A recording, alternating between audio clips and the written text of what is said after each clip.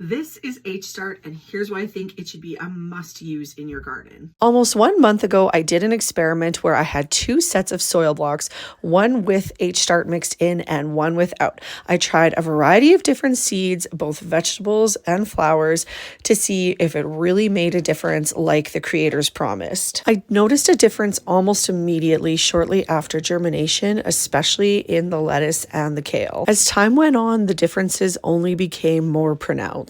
I mean, look at this kale. Let's compare ones that are similar in size, just so you can see how the H-Start still makes a difference. So this one is with H-Start. Look at that really long taproot. This one is the same size from the control, not quite as long taproots. So now, to be fair, let's compare ones that are exactly the same size. So this is one of my smaller ones with the H-Start. This is my largest one without it.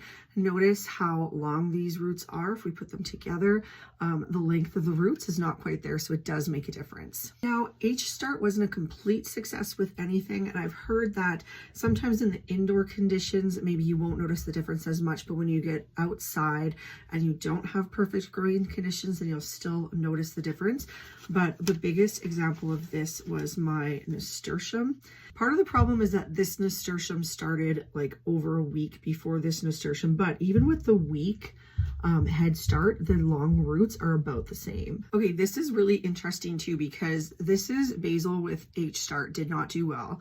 This is basil without, but we compare the soil blocks and like, look at the roots. So that's kind of crazy. My pepper plant germinated in the H-Start and not in the control. And then for my calendula, it only germinated in the control one, and it didn't really germinate in the H-Start. I think I was using older seeds. So like, this is kind of all I got.